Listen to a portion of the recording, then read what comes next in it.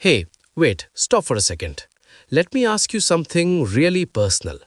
Have you ever been in a situation where someone, maybe a colleague, a cool neighbor, or even a stranger, starts talking to you in English and your mind just goes completely blank? Like the internet disconnected symbol pops up in your brain. Oh my god, Rahul, yes, all the time. That awkward silence is the worst. It's that moment where you just smile like an idiot, nod your head, and say, yeah, yeah, true, even when you didn't understand a single word they said. Exactly. And the funny thing is, 5 minutes later, when you're walking away, you think, Yaar, I knew the answer to that. Why didn't I say anything? I could have said this, I could have said that. Your brain starts working perfectly the moment the person leaves. It's so frustrating. And the worst part is, it's usually not about big grammar rules or difficult vocabulary. It's just small talk, simple, everyday conversation. The kind of English they don't really teach you in textbooks. Honestly, that's why we are here today. We are going to fix that. No more freezing, no more internet disconnected. I love that. Today we are not in teacher mode. We aren't here to give you a lecture on tenses. We are just two friends talking, showing you that real English is much simpler than you think. Small talk. It's the most underrated skill, but honestly, it's the most powerful one because it's how you make friends, how you get comfortable at work, and how you stop feeling like an outsider. So let's start like real people. Let's pretend we're just hanging out. Rahul, tell me, how was your day? Okay, wait. See, this is the first danger zone. Most people hear, How was your day? And they start thinking, Should I say my day was pleasant? Should I describe my breakfast? No. Keep it natural. I can just say, It was good. Just a normal day. What about you? Perfect. You didn't use a single big word. You didn't try to impress me. You just gave me a simple answer and threw the ball back to me. That's the secret. Small talk is like playing catch. You can't just hold the ball. You have to throw it back. Let's practice this specific part. It's so simple, but people forget it when they are nervous. Everyone listening, repeat after us. Ready? It was a normal day. It was a normal day. Boom. Conversation started. Now, Aisha, what if I actually had a bad day? Or a busy day? Should I lie? No, don't lie. Being real is actually better for small talk. If I say, I had a really busy day, it actually gives you a chance to ask more questions.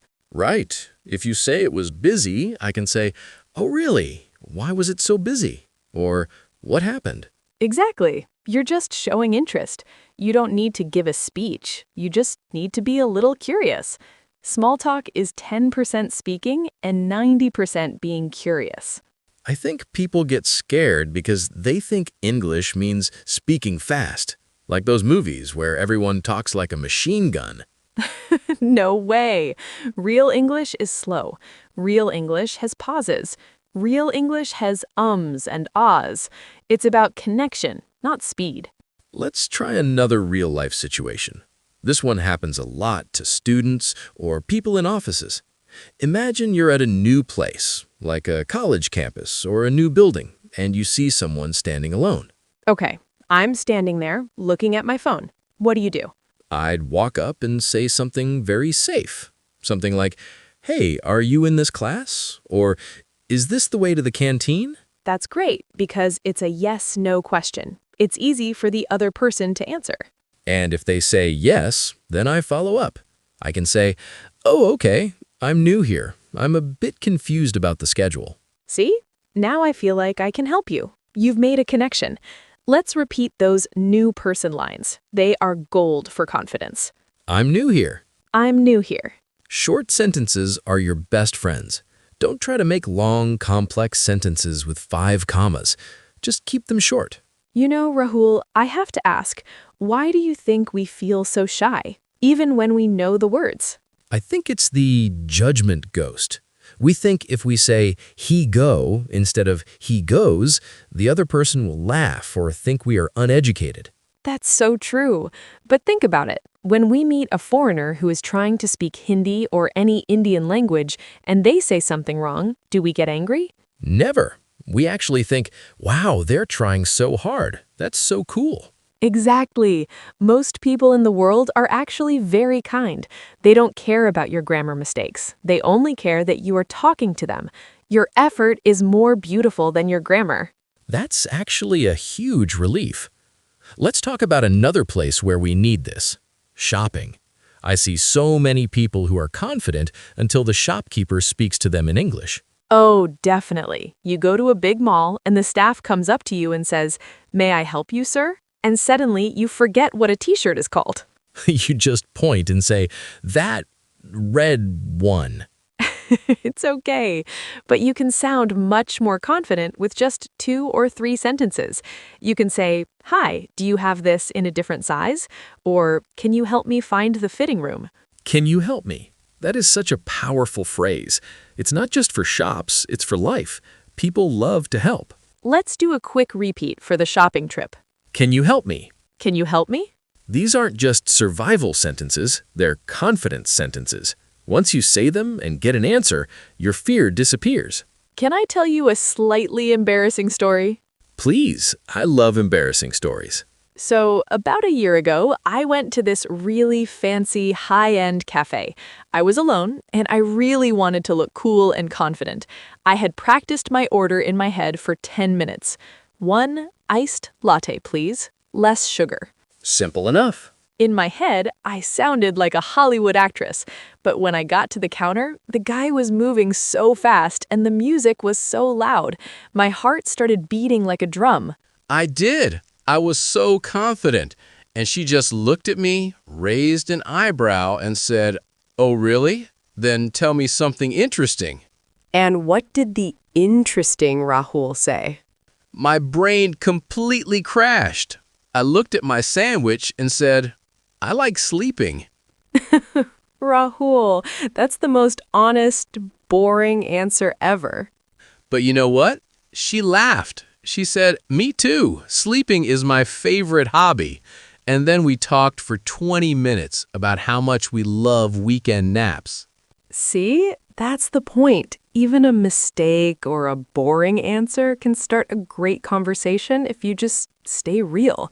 You didn't need a dictionary. You just needed to be you. Exactly. Small talk is just about being real. Now, what about the office? That's a place where people feel a lot of pressure to be professional. Work English is a bit different, but it's still simple. You need phrases that help you manage your tasks without sounding rude. Like when your boss asks for something and you haven't finished it yet? Yes, instead of saying no finish, which sounds a bit childish, you can say I'm working on it. I'll let you know soon. I'll let you know. I hear that all the time in movies. It sounds so smooth. It is. Or if you need to check something, say I'll check and let you know. Let's practice those professional lines. I'll let you know. I'll let you know. These lines make you sound like you are in control. Even if you are actually panicking inside, these words give you a professional shield. Aisha, let's do a quick role play using these. I'm the annoying boss, and you're the cool employee. Ready. Hey Aisha, did you finish that report? I need it now. I'm working on it, Rahul. I'll check the final details and let you know by 4 p.m. Okay, sounds good. See? Simple, clean, and no stress. You know, we've talked for a while now, and I've noticed something. We haven't used any big words. No meticulous, no furthermore, no nevertheless. Because you don't need them. Most people think they need 5,000 words to speak English, but for daily life, you just need 100 good words used in different ways. It's about building a foundation. Once you are comfortable with "how are you" and "what about you," then you can learn the bigger words. But don't start at the top of the mountain. Start at the bottom. I think it's all about the small steps. Every time you say, "one coffee, please," or "how is your weekend," you are winning. Let's give the listeners some daily affirmations. These are sentences they can say to themselves to build that inner confidence. I love this. Let's do it. I can do this. I can do this. How does that feel, Aisha? It feels like power, Rahul. It feels like I'm taking back control from the fear. That's the goal of this whole podcast. We want you to feel that power. Next time you're in that elevator or that shop or that office break room, don't look at your shoes. Don't run away, don't freeze. Just take a breath, look at the person and say, "Hey, how's it going?" And if you make a mistake, if you say you're a chili, Then laugh. Life is too short to be perfect. Just keep talking. The magic is in the trying. we've covered a lot today. How to start, how to react, how to handle work, and how to handle fear. And most importantly, we learned that small talk is not small. It's the door to every big opportunity in your life. I think it's time to wrap this up, but before we go, let's do one final quick recap of the most important golden phrases we learned today. Okay, I'll give the situation, you give the phrase. Let's go. To start a conversation. How's your day going? To keep them talking. What about you? To react to good news. I am improving every day. You nailed it. Honestly, if everyone listening just uses 2 of these phrases tomorrow, they are already ahead of 90% of people.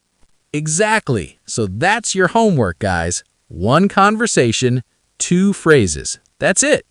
We really hope this helped you feel a little less scared and a little more excited to speak. English is just a tool. Don't let the tool scare the master.